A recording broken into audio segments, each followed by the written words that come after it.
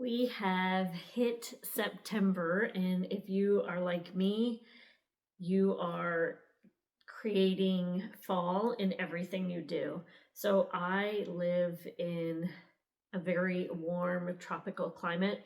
So I have to create fall with the things in my house, with the experiences, and with the books I read. So today I'm going to share with you 5 witchy magical books that you can enjoy this fall. The first one is The Honey Witch. And this is not really fall vibes, but it's witchy vibes.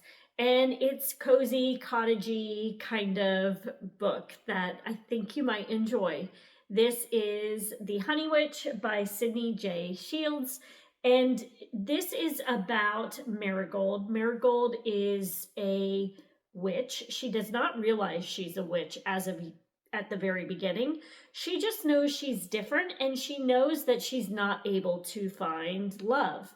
And her grandmother comes to her and says, I need you to come back to Innisfree, which is like this island where her grandmother lives, because I am getting old, and basically ends up telling her that she's a honey witch and it is her responsibility to protect Innisfree from the Ash Witch, because if the Ash Witch, comes onto the island, then everything kind of turns to ash. So it is her job to kind of like be that person who keeps this area vibrant with the animals and the plants and the flowers and all of that.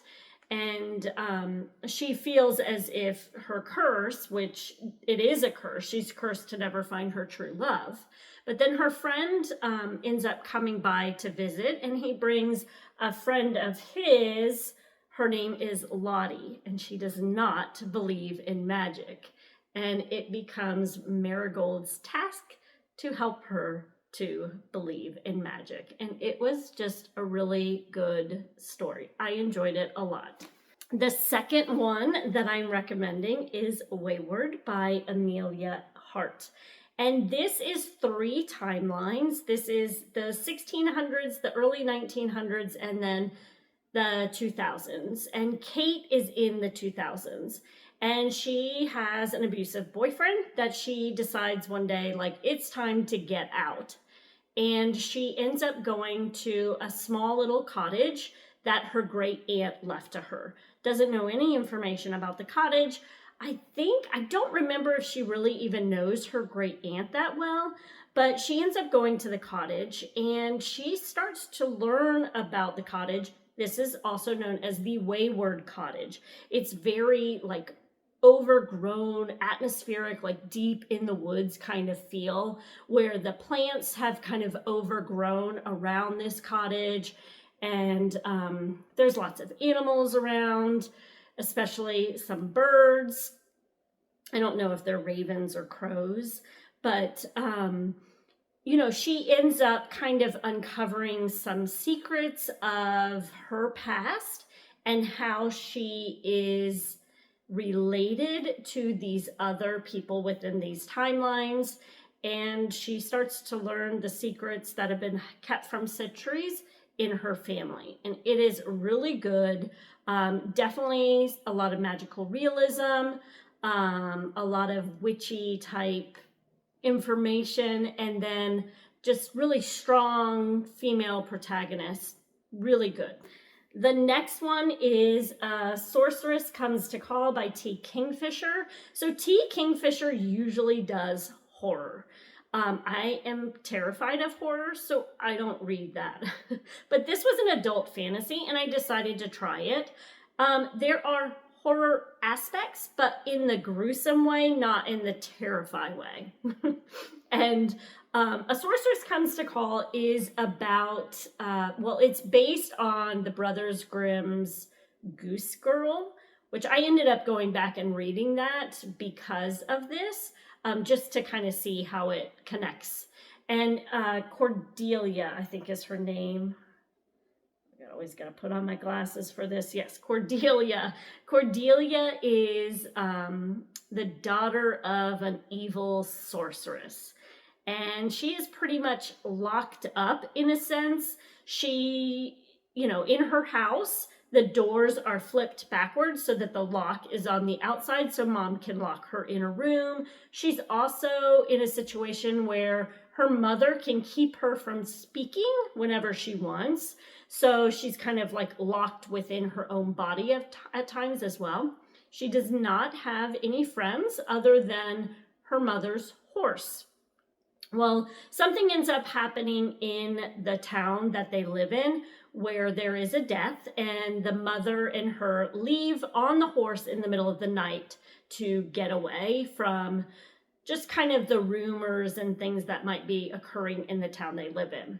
And they go to this other town, and she ends up meeting a squire, and the mother does, and decides that she is going to lure him into marrying her so that they can live in his home. Well, this squire has a sister who is kind of on to the mother and realizes something's not right with her, and tends to watch Cordelia and to see like what she can find out. And she ends up befriending Cordelia, and it's about their story of their relation, like their friendship, and then also what they end up doing to keep the mother from marrying the squire. And I thought it was really good.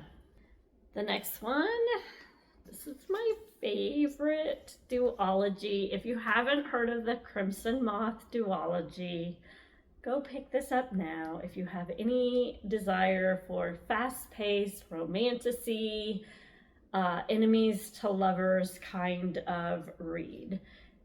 I ate this up. This is what I do not normally reread books. This is 2 books that I think that I'm gonna reread. I loved it so much.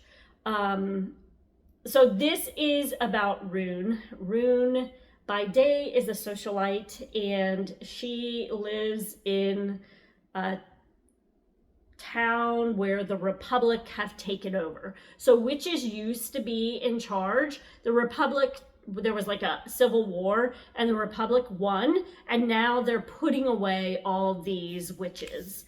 And Rune is a socialite during the day, but in the evening she turns into the Crimson Moth because she wants to save these witches. She feels like that, things have been done wrong to them, so she is out to save them from their imprisonment.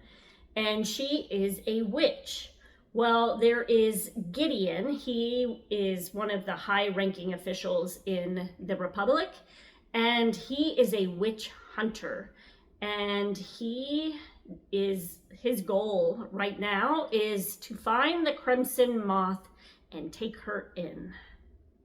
And it is so good, so fast-paced. If you are looking for something really fast-paced, pick these up because they're so good. Make sure you get both of them, because as soon as you're done with one, you're going to want to flip to the next one. So definitely recommend these, and great for the fall, great for the fall. And then the last one that I'm going to recommend in regards to witches is A Discovery of Witches by Deborah Harkness. This is one of those really atmospheric fall type, dark academia type books. This takes place in, I believe it's like Massachusetts. Is that where Oxford is? But Diane is a scholar, and she goes to the Oxford Library to grab this old manuscript for research. And when she gets her hands on this manuscript, she feels something. She knows something has happened. And then she ends up kind of looking around, and all these weird people are here. There's witches, there's demons, and there's vampires that kind of have appeared around her, and she's not understanding why. Well, this manuscript that she has gotten from the library that she's now looking at is one that has not been, it's been lost. people have not been able to find it. All of these witches, demons, and vampires have been looking for it because it holds secrets to maybe their future. And she was able to get this. So all of them start to appear, and they're basically kind of after her to figure out, like, how did she get this, and what did she see in the manuscript, that type of thing. Then Matthew Claremont is he's a vampire. He's a sexy vampire who shows up, and he is determined to get to Diana to figure out everything before these other monsters do. And it's really good. It is fantasy. There's some historical elements in it. There's romance. There's, I liken this to the Outlander series in a sense. I don't know, just something about it kind of gave me that feeling, but it's very rich with the scenery. Like, I can imagine her walking down with this foggy area on a cold fall day. Like, that's kind of the feel that you get from this.